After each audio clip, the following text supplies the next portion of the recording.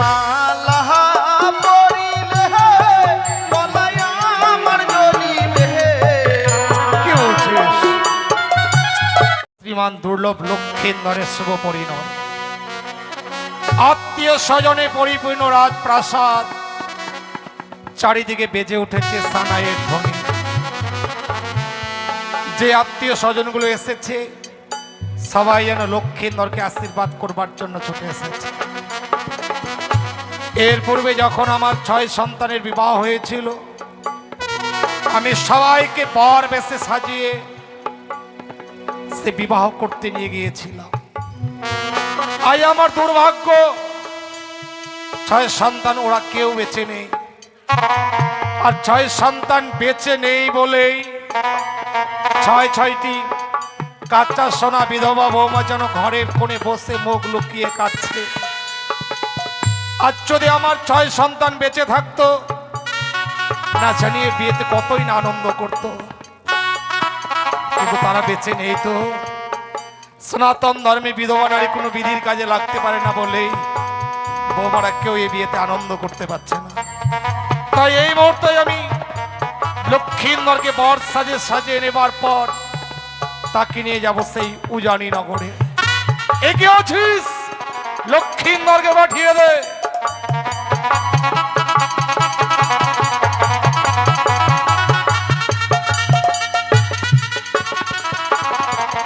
আপনার চরণে প্রণাম জানাই পিতা। আশীর্বাদ করি লখাই, দীর্ঘায়ু হোক তোর। বলুন আপনি আমায় কেন ডেকেছেন? জানিস লখাই, বিবাহ নিশ্চিতে বর বেশে স্বাস্থ্য হয়, তাই আজকে তোকে বর বেশে সাজাও বলে কাছে ডেকেছি। চিত্র গতিতে দাঁড়াবি, আমি তোকে বর বেশে সাজিয়ে নেব। সত্যি পিতা, আজকে আমার শুভ দিন।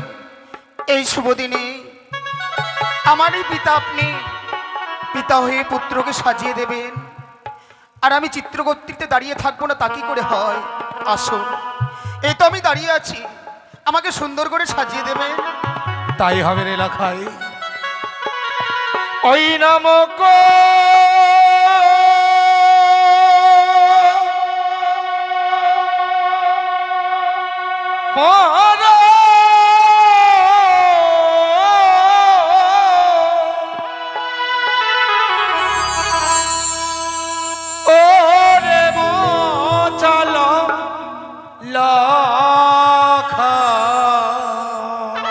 পিতা,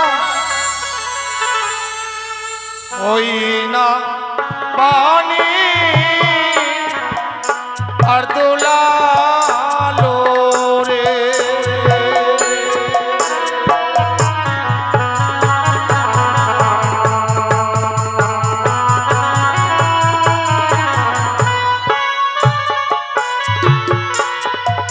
ওই নামক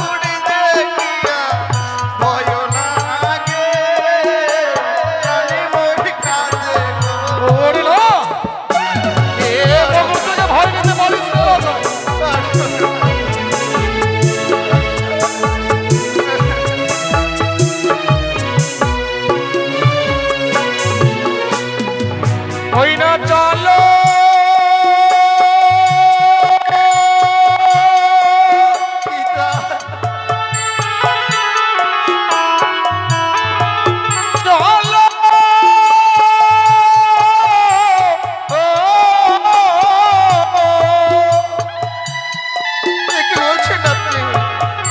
আমি পারবো না। ওরে বাঁচালা লাখা,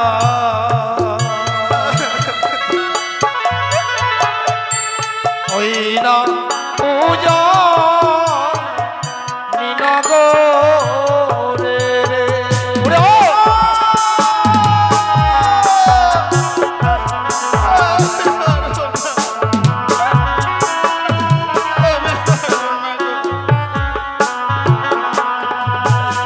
লাখাই পিতা গো, মুকুট পরাবার জন্য অগ্রসর হচ্ছিলাম, অমন সময় নিষেধ করলি কেন রে লখাই? আমি পারবো না, আমি পারবো না পিতা, পারবো না ওই মুকুটখানা মস্তকে ধারণ করতে। কি বলছিস? ওই মুকুটের তাপে যেন মস্তকখানা কেঁপে উঠে। কিন্তু কেন? এই মুকুটের মধ্যে যেন আমি একটি কাল দৃশ্য দেখতে পাচ্ছি। কাল দৃশ্য? সেই দৃশ্য দেখে প্রাণী বড় ভয় হয়। লখাই কি বলছিস? এমন কি দেখতে পাচ্ছি জানেন পিতা? এমন কি দেখতে পাচ্ছিস রে লখাই? ওই সে মুকুটের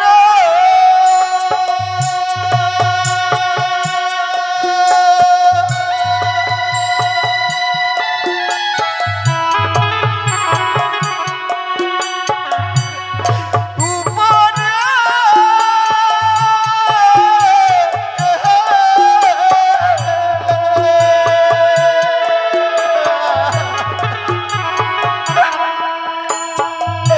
আমি দেখি সর্পের ছায়া গো। না!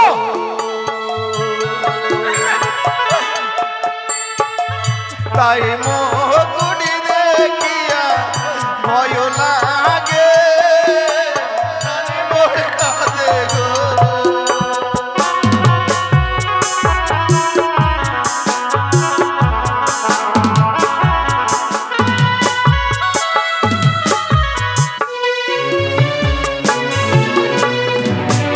তো হয় পিতা, আপনার দুই চরণ ধরে বলি আজকের দিনে ওই মুকুটখানা আমার মস্তকে পরিধান করাবেন না।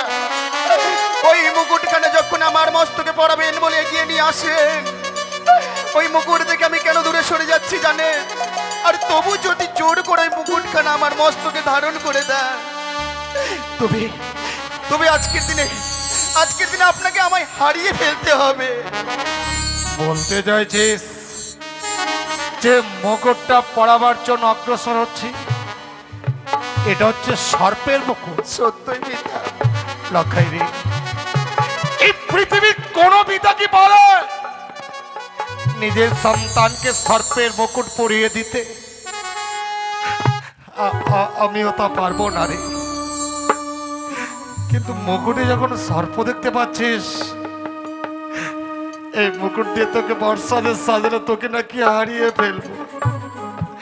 এই মুকুট দিয়ে তোকে সাজাবো না লখাই।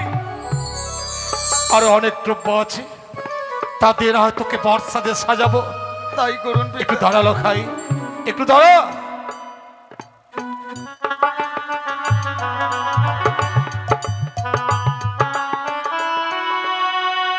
লখাই রে, বিবাহ নিষিদ্ধে মালা বদল করতে হয় রে, জানিস?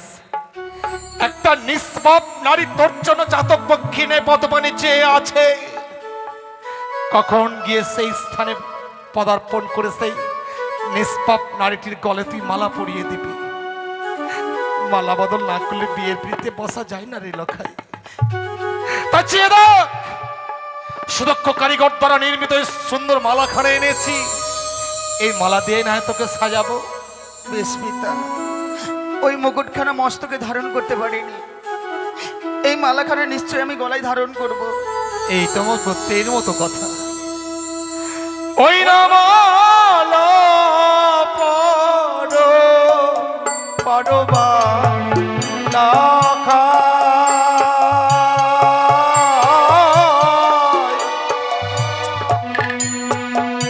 আজি মালা পড়ো তোমার গলা।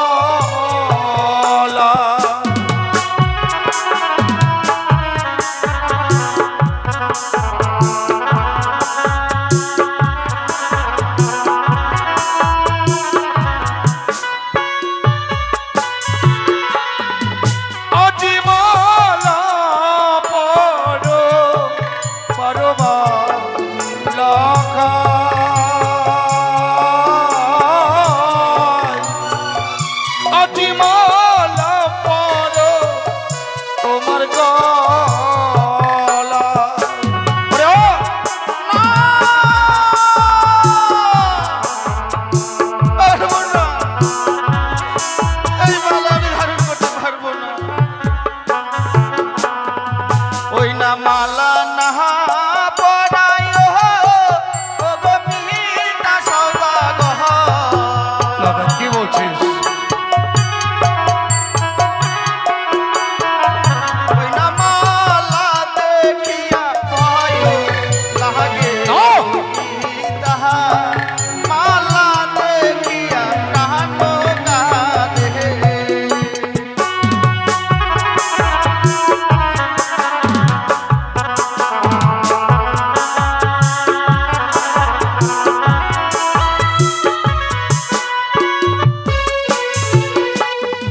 ও সে মালার উপরে দেখি সর্বের বিষ গো মালা দেখিয়া ভয় লাগে। এ হতে পারে না। এই মালার মধ্যে সর্প থাকতে পারে না।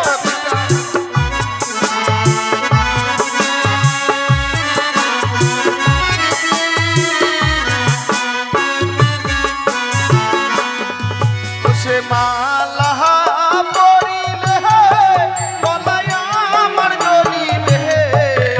কি বলছিস? তাই মালা দেখিয়া ভয় লাগে গো পিতা মালা দেখিয়া প্রাণ কাঁদে।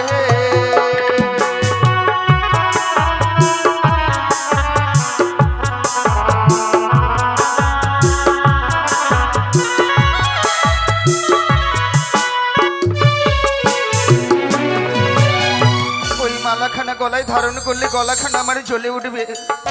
ওই মালা দেখেও যেন ভয় লাগে প্রাণে। যা দেখেছিলাম ওই মুকুটের উপরে একই দৃশ্য দেখতে পাচ্ছি মালার উপরে। এই মালার মধ্যে এই মালার মধ্যে আমি সর্পের ছায়া দেখতে পাচ্ছি।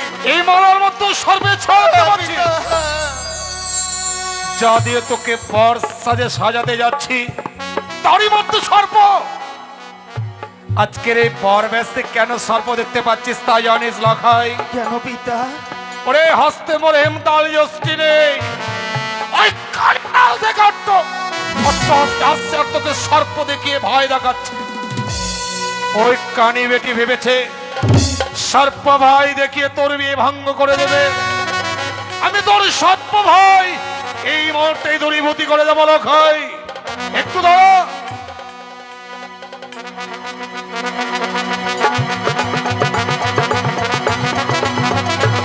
লাগাই বলুন। যে রাখতো এই দিলাম আমি হেমতালের বেরি, তোর এই মস্তকে দেব মুকুট পরি। এখন কি সর্প দেখা যাচ্ছে রে লখাই? সত্যি যে মালা মুকুটের উপরে এতক্ষণ ধরে সর্পের দৃশ্য দেখবার পর আমি ভয় পেয়েছিলাম, কই আর তো আমি কোনো সর্পের দৃশ্য দেখতে পাচ্ছি না পিতা। এবার আমি নিশ্চয়ই মালা মুকুটখানা পড়তে পারবো। তাহলে আর বিলম্ব নয় লখাই, চিত্ত গতিতে দাঁড়াবি। এই মুহূর্তে বার বেশে সাজিয়ে নেব। ওগো ওগো মোর আত্মীয় স্বজন, ওগো মোর মা ভগ্নীগণ, আমি লক্ষ্মীন্দরকে এই মুহূর্তে বর্ষাতে সাজাবো। আপনারা সবাই সংকীর্তনী উলটনি দিয়ে পুত্র লক্ষ্মীন্দরকে আশীর্বাদ করবেন। জয় শিব শম্ভু।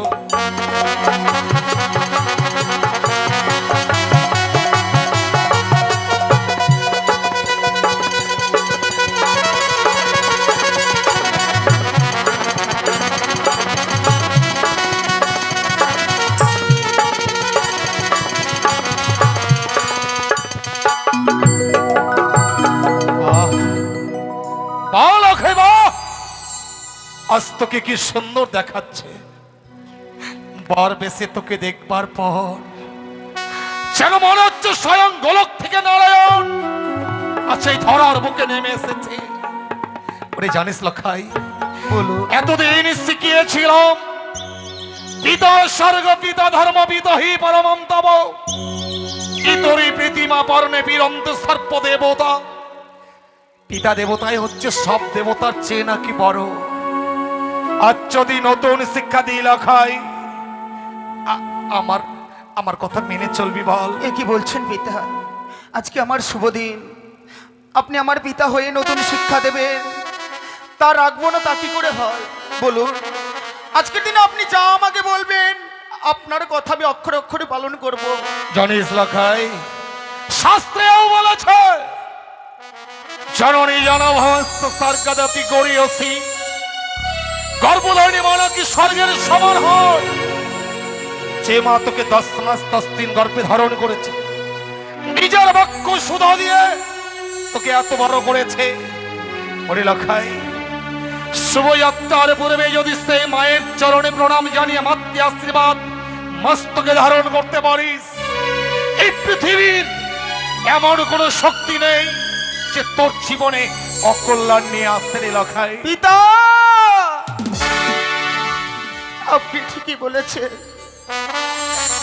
আমি যেন ক্ষণিকের মধ্যেই ভুলে গিয়েছিলাম গর্ভধারিণী জননীর কথা, যে মা আমাকে 10 মাস 10 দিন গর্ভে ধারণ করেছে, যে মায়ের বক্ষসুধা পান করে আমি এত বড় হয়েছি পৃথিবীতে, যে মা আমাকে না খাইয়ে নিজে এক মুহূর্ত খাই না, সেই মায়ের কথা যেন আমি ভুলে গিয়েছিলাম।